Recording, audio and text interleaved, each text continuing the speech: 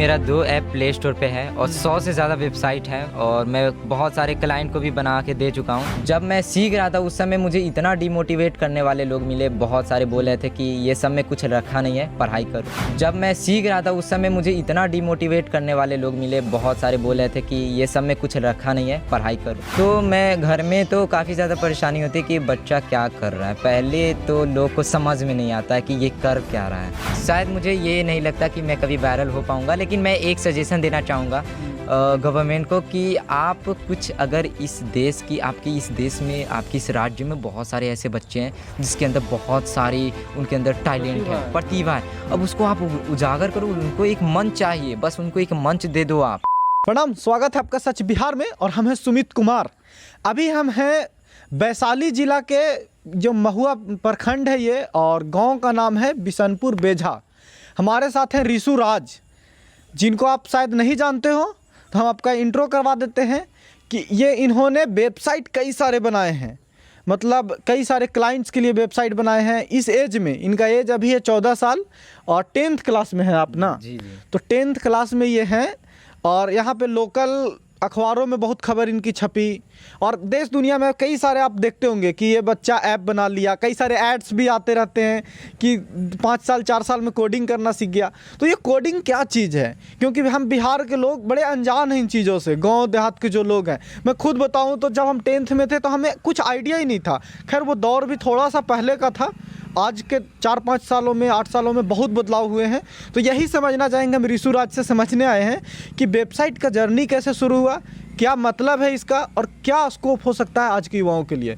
तो चलिए, आपका बहुत बहुत स्वागत सच बिहार में। जी शुक्रिया। हाँ, आपके हम गांव तक सुबह सुबह चलिए आए हैं और ये समझने के लिए बहुत उत्सुकता थी कि आपने इतनी सारे वेबसाइट कितने बनाए हैं से बताइए, और ये जर्नी कैसे शुरुआत हुई, आपकी पहली रुचि इसमें क्यों आई?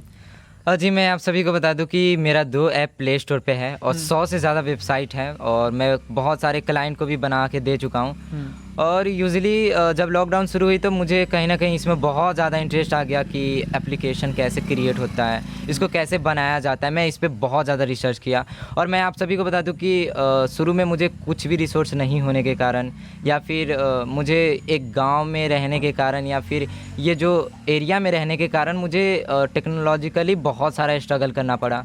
मुझे ना कोई हेल्प किया, इसके बारे में कोई हेल्प नहीं किया। और जब मैं एप्लीकेशन या वेबसाइट के बारे में लोगों को बताता था कि मैं इसको क्रिएट कर रहा हूँ, तो मुझे लोग मजाक उड़ाते थे, बोलते थे कि ऐप क्या होता है, तू बनाएगा ऐप, बड़ा बड़ा सॉफ्टवेयर इंजीनियर है, वो नहीं बना पाए, तुम बनाओगे। मुझे काफ़ी ये सब के कारण स्ट्रगल करना पड़ा, लेकिन मैं इस सब के बारे में बात नहीं करना चाहूँगा। और मैं आज अच्छा खासा इनकम भी जनरेट कर रहा हूँ और मैं वेबसाइट भी क्रिएट कर रहा हूँ। ऋषु, एक बात होती है, जब हम 9-10th में होते हैं ना, तो बिहार का एक कल्चर है जी। यहाँ पे, क्या है हम बताइएगा कि बड़ी प्रेशर होता है एग्ज़ाम को लेके। गाँव में जो मतलब हमारा बोर्ड एग्ज़ाम होता है उसको लेके। आप CBSE से हैं? जी। मैं आप सभी को बता दूं कि मैं एक CBSE बोर्ड में पढ़ने वाला स्टूडेंट हूँ और मैं क्लास 6 से ही अभी तक टॉपर हूँ, क्लास टॉपर हूँ। सो मुझे इस सब में थोड़ा भी ये प्रेशर नहीं होता आपको? नहीं, हमें तो होता था। और इन चीज़ों से, आपके सिलेबस से बाहर का चीज़ है कोडिंग वगैरह? जी, क्योंकि सिलेबस में तो अभी तक नहीं होगा। जी, ये सब सिलेबस में नहीं है। तो सिलेबस के बाहर की चीज़ें ये करने के लिए इंटरेस्ट कैसे जागा? ये नहीं लगा कि अभी 10th पर ध्यान देते हैं, फोकस करते हैं बोर्ड तक? जी, मुझे कहीं ना कहीं यही सब मुझे लॉकडाउन में ही इंटरेस्ट आ गया, क्योंकि मुझे लॉकडाउन में बहुत बड़ा अपॉर्चुनिटी देखने को मिला। मुझे लगा कि ये वो समय है जहाँ पे हम कुछ यूनिक कर सकते हैं, पढ़ाई के अलावा कर सकते हैं एक्स्ट्रा चीज़। तो मुझे मैं और सब स्टूडेंट जैसा मेरा भी दिनचर्या था, मैं उन्हीं के जैसा रोज़ सुबह उठता था, उन्हीं के जैसा था। लेकिन मुझे लगा कि एप्लीकेशन कैसे बनता है। मैं इस पे सर्च किया, मुझे पता चला कि कोडिंग चाहिए। मैं कोडिंग पहले कंप्लीट किया, उसके बाद मैं एप्लीकेशन क्रिएट किया, वेबसाइट क्रिएट किया। तो मुझे इसमें बहुत ज़्यादा इंटरेस्ट आ गया था। और मैं आप सभी को बता दूं कि एक नॉर्मली स्टूडेंट रहता है, वो पढ़ाई के साथ साथ खेलता है, जो मैं नहीं करता हूँ। मुझे गेम में इंटरेस्ट नहीं है, मैं खेलता भी हूँ तो मैं कभी कभी खेलता हूँ, मुझे इसमें इंटरेस्ट नहीं है। तो मुझे पढ़ाई के अलावा ये सब करने में भी कोई परेशानी नहीं होती है। लेकिन मैं आप सभी को बता दूं कि मुझे काफ़ी इंटरव्यू में ये पूछा जा चुका है क्वेश्चन कि क्या आपको नहीं लगता कि आपको पढ़ाई में कहीं ना कहीं आपको थोड़ा सा डिस्ट्रैक्शन हो रहा है? तो मैं आप सभी को बता दूं कि ये चीज़ में थोड़ा भी डिस्ट्रैक्शन नहीं होता है। अगर आप अगर आप सही यूज़ करो टाइम का तो आपके पास बहुत 24 घंटा आपके पास भी है, मेरे पास भी है। तो मैं उसी 24 घंटे में से पढ़ाई भी करता हूँ और ये भी करता हूँ। सो मुझे काफ़ी ज़्यादा आपका मतलब पढ़ाई पे कोई इम्पैक्ट नहीं है इस चीज़ का। जी जी। तो यूजुअली कितना टाइम लगता है एक वेबसाइट डिज़ाइन करने में या एक ऐप डिज़ाइन करने में? जी मैं बता दूं कि वेबसाइट क्रिएट करने में मुझे 1 वीक लग जाता है और अगर मैं उसको सही से करूँ तो 4-5 दिन में ही कंप्लीट कर लेता हूँ। अब वो प्रोजेक्ट के हिसाब से होता है, आपको किस तरीके से वेबसाइट क्रिएट करवाना है। अब वो क्लाइंट पे निर्भर करता है कि वो कैसा वेबसाइट बनवाना चाहता है। तो ये प्रोजेक्ट के हिसाब से टाइम भी वहीं पे लगता है सर। अच्छा, दो बातें।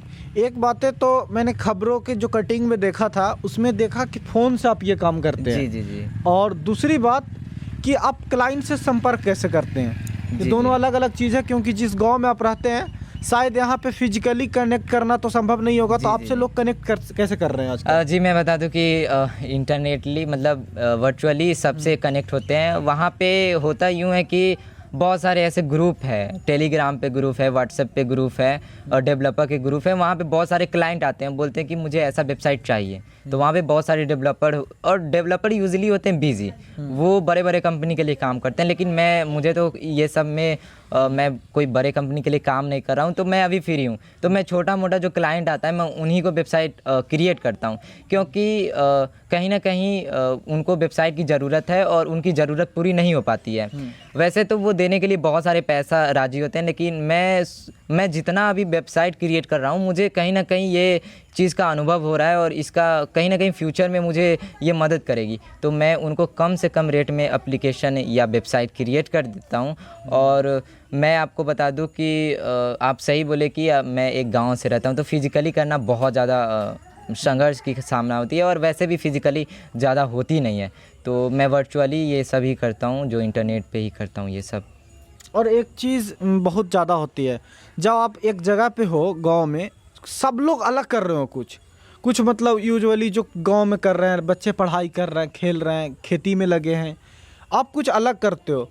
उस समय खुद को कैसा महसूस होता है दूसरों से आउट रख के अपना काम करके? क्या लगता है कि हम ज़्यादा आगे निकल चुके हैं, ये फीलिंग होती है, या फिर ये लगता है कि यार हमारी बातों को लोग समझ क्यों नहीं रहे, ये वाली होती है? कौन सा ज़्यादा इमोशन ज़्यादा हाई होता है? जी मैं बता दूं कि मुझे कभी ये नहीं लगता है कि मैं लोगों से आगे जा रहा हूं, क्योंकि मुझे कहीं ना कहीं मैं बता दूं कि अभी बहुत कुछ सीखना है और मैं ये चीज़ अगर लेके बैठ जाऊंगा तो मेरा ग्रोथ कम जाएगा। इसीलिए मैं ये कभी सोचता ही नहीं हूं, माइंड में आने ही नहीं देता हूं कि मैं बहुत कुछ जानता हूं। और मैं बता दूं कि गांव में रहने के कारण मुझे बहुत सारे चीज़ झेलना पड़ता है। यहाँ पे लोग मेरी बातों को सही से नहीं समझ पाते। ऐसा नहीं है कि सारे लोग नहीं समझ पाते हैं, कुछ है लोग जो मेरे बात को पूरी अच्छे से समझते हैं। और मैं बता दूं कि मुझे शुरू में बहुत ज़्यादा कठिनाई हुई, बहुत ज़्यादा। जब मैं सीख रहा था उस समय मुझे इतना डिमोटिवेट करने वाले लोग मिले, बहुत सारे बोल रहे थे कि ये सब में कुछ रखा नहीं है, पढ़ाई करो बाद में कर लेना। तो मोस्ट इम्पोर्टेंट बताइए, फोनमा से कैसे बनाते हैं वेबसाइट डिज़ाइन? क्योंकि बड़ी टफ होता है। हम लोग वीडियो बनाते हैं, एडिटिंग काम करते हैं, एक सिंपल एडिटिंग करना, एक न्यूज़ का वीडियो में, कॉमन वीडियो में एडिटिंग बहुत ज़्यादा नहीं होती है। हम आपको बता दें, आप लोग गांव से देख रहे होंगे या जहाँ से भी, तो नहीं होती है। लेकिन फिर भी फ़ोन के छोटे स्क्रीन पे बहुत मुश्किल काम हो जाता है। और ये आप खोलते होगे गूगल से, आप गूगल क्रोम से काम करते होगे ज़्यादातर, तो वहाँ पे बहुत छोटा छोटा दिखता है। वो कैसे करते हैं?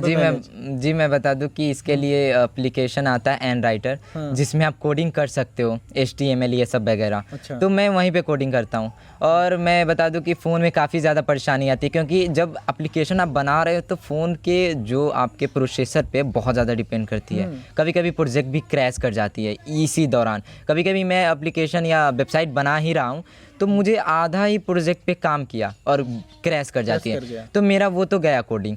तो फ़ोन में तो काफ़ी ज़्यादा मुझे परेशानी की दिक्कत मतलब आती है। लेकिन मैं कभी ये घर वाले को नहीं बोल सकता था कि मुझे लैपटॉप चाहिए, क्योंकि घर की परिस्थिति भी उतनी खास नहीं है और मैं इसके बारे में बात नहीं करना चाहूँगा। अभी लैपटॉप ले लिया आपने कि नहीं लिया अभी? जी मैं नहीं लिया हूँ, लेकिन मेरे पापा बोले हैं कि दिलवा देंगे। और मैं इस पे कभी भी घर वाले को फोर्स ही नहीं किया, क्योंकि मैं कभी भी ये चीज़ पे डिपेंड नहीं रहा। मेरे पास जो था मैं उसी से मैं किया और मैं बता दूं कि इससे भी पहले, अभी तो 4G है फ़ोन, लेकिन इससे भी पहले मेरे पास 3G फ़ोन था। जिस समय 4G का ज़माना था उस समय मेरे पास 3G फ़ोन था। तो मैं वहीं से सीखा और मैं उसमें भी 1-2 वेबसाइट बना चुका हूँ। तो 4G में तो सही है, लेकिन 3G में तो और ज़्यादा कठिनाई होती थी। सो मुझे ये सब में काफ़ी ज़्यादा मुझे परेशानी हुई, लेकिन मैं आज जो कर रहा हूँ तो कहीं ना कहीं फैमिली भी अब सपोर्ट कर रही है। वो भी चाहती है कि आप एक पीसी ले लो, और मुझे आपको थोड़ा रेट बढ़ा देनी चाहिए अपनी। पीसी तो कम से कम लेना ही चाहिए, कम से कम आपको दिक्कत होती होगी, टाइम की भी ज़्यादा लगता होगा वहाँ पे। हम समझते हैं इन बातों को, बहुत नहीं समझते होंगे शायद, कोडिंग के बारे में इतनी नॉलेज नहीं है हमें, लेकिन इतना तो समझते ही हैं कि फ़ोन पे ज़्यादा तकलीफ़ होता होगा और टाइम भी ज़्यादा कंज्यूम होता होगा उसके अपेक्षा कि आप लैपटॉप पे सिस्टम पे काम करो। जी वही तो मैं आपको बता दूं कि पीसी लेना बहुत ज़रूरी है, और मैं इस पे पापा को भी बोल चुका हूं, तो वो बोले हैं कि प्रोवाइड करवा देंगे आपको जल्द से। पापा सूडान में रहते हैं, आपकी दादी से भी बात हुई थी तो बताएं कि सूडान रहते हैं। जी जी जी तो वहाँ क्या काम के सिलसिले में मजबूरी थी कि बाहर में रह के काम करना है, या फिर क्या था मतलब? जी वहाँ पे वो काम ही करते हैं यूजुअली। वो क्या करते हैं वहाँ पे? 3 क्या? साल से पता, वो मुझे आज तक मैं उनसे कभी पूछा नहीं। वो एक कंपनी में काम करते हैं, वो कौन से पोस्ट पे है, क्या काम करते हैं, ये मुझे सही से नहीं पता है। और मैं बता दूं कि वो 3 साल से नहीं रहते हैं, और कभी कभी तो पापा से मुलाकात भी बहुत दिनों पे होती है, और वो आते हैं तो 15-20 दिन, 1 महीना मैक्सिमम, और उसके बाद फिर वो चले जाते हैं। सो मैं बता दूं कि जब से मैं अभी तक बड़ा हुआ 14 साल से, तो मैं पापा से भी उतना नहीं मिला हूं कभी। पहले शुरू में मिलता था बचपन में, तो वो यादें अभी है ही नहीं। और जब मैं एडल्ट हुआ, मुझे कुछ मैं थोड़ा मेरे अंदर सेंस आया, तो मैं उसके बाद मुझे कभी ये याद नहीं कि कैसे होती है पापा से बात? वीडियो कॉलिंग पे कैसे? जी उनसे एक ही जरिया है कॉल पे बात करने के लिए, व्हाट्सएप यूज़ करते हैं, क्योंकि इंटरनेशनल है रोमिंग, तो हाँ। रोमिंग ये सब वगैरह में काफ़ी ज़्यादा खर्च हो जाती है, और व्हाट्सएप काफ़ी चीप प्राइस होती है जो बात करने के लिए, और इसमें नेट ही लगती है यूज़। अच्छा, पापा को ये बात समझ में आती है, पापा मम्मी को, आपको और दादा दादी सब लोग को ये बात समझ में आती है कि मीडिया क्यों आ रहा है आपके घर में, क्यों बातें हो रही है, समझते हैं लोग वो? जी मैं बता दूं कि घर वाले उतना नहीं समझते हैं क्या होता है कोडिंग प्रोग्रामिंग क्या होता है। वैसे सबको लग नहीं रहा है कि क्यों आता है। वैसे एक बार पूछे भी थे कि बार बार तुम कुछ गलत किया हो, फिर कुछ किया है गलत किया है कि बार बार मीडिया वाला ये सब आ रहा है, वीडियो बना रहा है। हम बोले कि नहीं ऐसा कोई बात नहीं है, और पापा यूजुअली वो समझते हैं, वो थोड़ा मोरा मेरे बात। कितना मीडिया अभी तक आया यहाँ पे?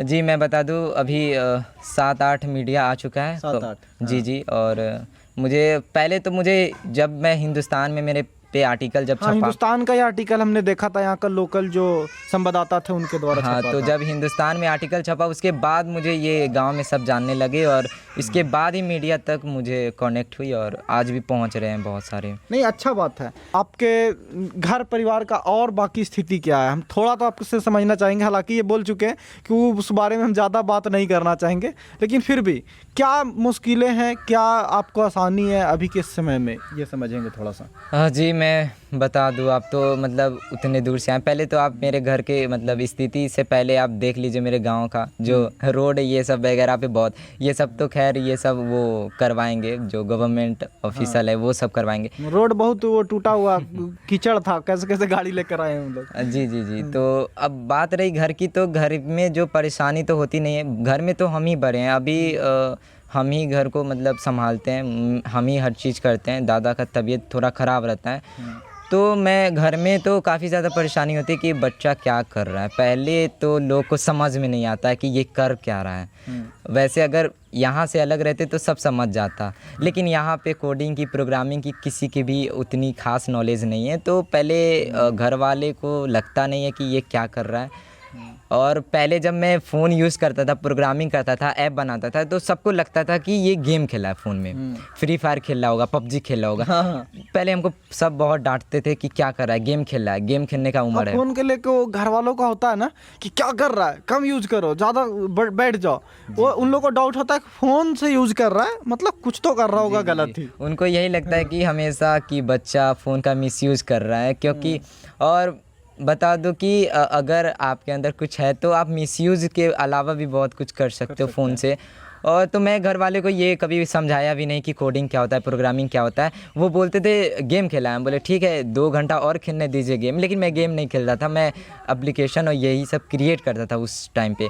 और मैं बता दूं कि जब मैं गेम भी खेला ना, तो शुरू में मैं खेला तो फ्री फायर, तो फ्री फायर खेला तो मैं फ्री फायर का हैक ही क्रिएट करने लगा, क्योंकि मुझे प्रोग्रामिंग की थी नॉलेज। तो मैं फ्री फायर का बहुत सारा हैक बनाना शुरू कर दिया, और मैं उस पर यूट्यूब चैनल भी क्रिएट किया, यूट्यूब चैनल पे भी दिया, तो मेरा 5000 6000 सब्सक्राइबर गया। उसके बाद चैनल टर्मिनेट। पहले तो मुझे यूट्यूब पे क्यों टर्मिनेट क्यों हुआ? अच्छा, जी, कॉपीराइट का इशू था? नहीं कॉपीराइट नहीं था, मेरा खुद का कंटेंट था। मतलब उसमें हुआ क्या कि मैं इलीगल चीज़ दिखा रहा था, हैकिंग वगैरह ये सब। अच्छा, हैकिंग वगैरह, हाँ, यूट्यूब इन चीज़ों को लेकर बड़ी सेंसिटिव रहता है। जी। तो पहले तो मुझे मैं सोचा कि यूट्यूब से काफ़ी ज़्यादा इनकम होता है, चलो यूट्यूब पे ही चलते हैं। लेकिन जब मैं वेबसाइट पे आया तो मैं हैरान हो गया, इसका जो इनकम था वो काफ़ी ज़्यादा अजीब था। मैं बता दूं कि मैं 15 दिनों में ही इतना इनकम कर चुका था कि शायद मेरे फैमिली वाले को ये बिलीव नहीं होता। और मैं शुरू में खूब मैं इससे इनकम किया। जब वेबसाइट पे मैं आया तो यहाँ पे यूट्यूब पे 100 व्यू पे वहाँ पे $0.1 जाता था, कभी कभी हाँ, कभी कभी 0.5 जाता था। लेकिन वेबसाइट पे 1 से लेके और $10 तक बन जाता था आराम से, और मुझे वहाँ पे CPM काफ़ी अच्छा मिलता था। सो मैं यूट्यूब को टोटली छोड़ चुका था और मैं डेवलपिंग लाइन में आ चुका हूँ। आगे क्या चाहते हैं रिशु? क्या लगता है कि कहाँ तक जाना है और क्या करना है? यहाँ इस गांव से निकलना है या फिर यहीं पे कुछ करना है बहुत बड़ा, या फिर आगे क्या, मतलब आपकी क्या सोच है? जी, मैं पहले तो पूरी तरीके से मैं नॉलेज गेन करना चाहूँगा, क्योंकि मुझे कहीं ना कहीं अभी लगता है कि बहुत कुछ अभी मुझे सीखना है। तो मैं अभी फोकस करूँगा नॉलेज पे, छोटा मोटा प्रोजेक्ट भी मैं क्रिएट करूँगा। और मुझे पता है कि ये फील्ड में अगर बनना है मुझे, तो मुझे कुछ यूनिक करना पड़ेगा, क्योंकि ये फील्ड में आप अगर कॉपी करते हो ना तो आप आगे नहीं बढ़ पाओगे। कुछ नया करना होगा, क्रिएटिव फील्ड है, हर दिन बदलता है जी, सब चीज़। वही तो मुझे कुछ यूनिक करना पड़ेगा। तो मैं यूनिक करने के साथ साथ मैं स्टार्टअप करना चाहूँगा। मैं किसी कंपनी के साथ टाई अप या उसके साथ आप काम बोल रहे थे IIT वगैरह का? हाँ, IIT में करना चाहूँगा। तो मुझे इसमें भी ये फील्ड में एक्सपीरियंस हो जाएगा थोड़ा, और मुझे ये सब में नॉलेज गेन करना है। तो मुझे यूजुअली ये सब करना ही है। और मैं कोशिश करूँगा कि मैं कुछ स्टार्टअप करूँ, कुछ न्यू करूँ, और मैं कुछ क्रिएटिविटी करूँ, क्योंकि ये फील्ड में आप यूनिक करोगे तो आप बने रहोगे। अगर आप जिस दिन यूनिक करना छोड़ दिए तो ये फील्ड से आप विलुप्त हो जाओगे। एक लास्ट आप उनके लिए ज़रूर बोलिए जो बच्चे या 10-12 के हम देखते हैं 8-8 घंटा, 10-10 घंटा, 12-12 घंटा, मतलब वो लगातार फ्री फायर, PUBG चल रहा होता है, और कौन कौन गेम पता भी नहीं है मुझे ज़्यादातर गेमों के बारे में, ये चल रहा होता है। उनको क्या कहेंगे आप, क्या करना चाहिए उन्हें? क्योंकि वो अलग तरह की फ़ोन एडिक्शन है और वो कुछ होना नहीं है उससे विशेष। जी। तो मैं उन बच्चों के लिए यही कहना चाहूँगा कि आप देखो गेम खेल रहे हो, सही बात, आप उसको उसका एक टाइम होता है ना, टाइम तक खेलो आप। 1 घंटा बहुत हो गया। अब उसके बाद आप जो काम करनी है पढ़ाई पे फोकस करो। आप इस पे इतना भी डिपेंड नहीं हो जाओ। मैं बता दूं कि एक नॉर्मली बच्चा, एक सर्वे में ये पता चला है कि इंडिया के ज़्यादातर बच्चा फ़ोन के एडिक्टेड है, वो ज़्यादा यूज़ करते हैं 8-8 घंटा। तो मैं उनको एक ही सजेशन करना चाहूँगा, एडवाइस देना चाहूँगा कि आप जो जितना टाइम आप गेम पे दे रहे हो, अगर आप किसी अपने आप पे काम करते हो, आपके अंदर बहुत सारी प्रतिभा है। और मैं आपको बता दूं कि हमारे इस राज्य में प्रतिभा की कमी नहीं है। आप सोनू को देखो, और बहुत सारे ऐसे ऐसे आ रहे हैं, आज सामने उभर के आ रहे हैं। बहुत सारे बच्चे हैं जिनमें प्रतिभा की कमी नहीं है।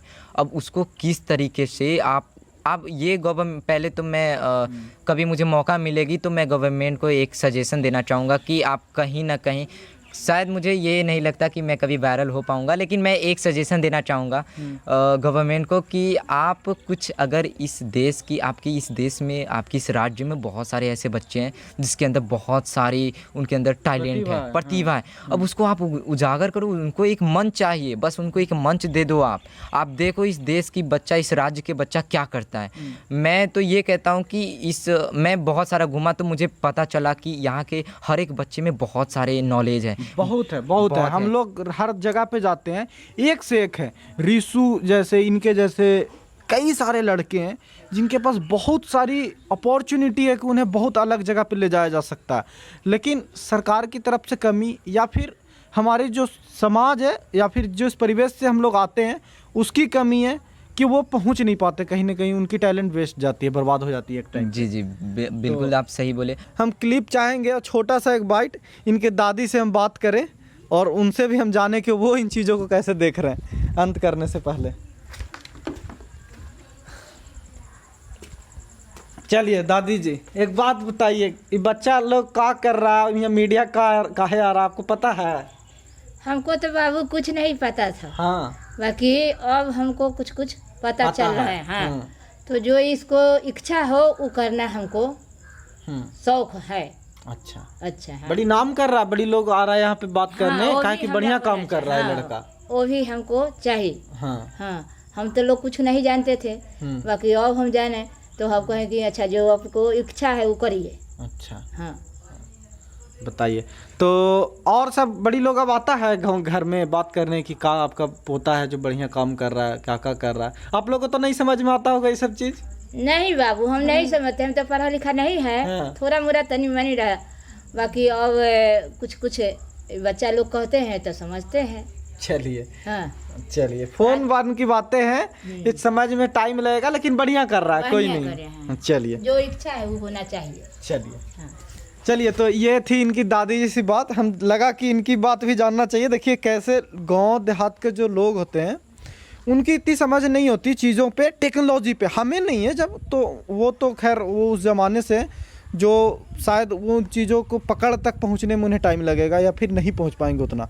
बाकी आपकी राय क्या है ये बताइएगा ज़रूर। इस तरह के कई सारे रिपोर्ट्स बिहार में सच बिहार के माध्यम से हम बनाने वाले हैं और वहां तक पहुंचने वाले हैं। ये तभी होगा जब आप हमें सहयोग करते रहेंगे, इस तरह के वीडियो को शेयर करेंगे, लोगों तक पहुंचाएंगे, इनकी बातें होंगी। और बिहार में कई सारे प्रतिभा हैं, ऐसे प्रतिभा सामने आना चाहिए मीडिया के माध्यम से, चाहे किसी भी मीडिया के माध्यम से आए, सोशल मीडिया के माध्यम से आए या फिर मेन स्ट्रीम मीडिया से आए या फिर हम लोग की तरफ से आए, आनी चाहिए। तो आप भी इसमें सपोर्ट ज़रूर कीजिए। सच बिहार को अगर फेसबुक पेज पे देख रहे हैं तो पेज फॉलो कर लीजिए, यूट्यूब पे देख रहे हैं तो चैनल को सब्सक्राइब जरूर कर लीजिएगा और कमेंट करके बताइए कि ऋषि राज के बारे में आपकी क्या राय है। नमस्कार।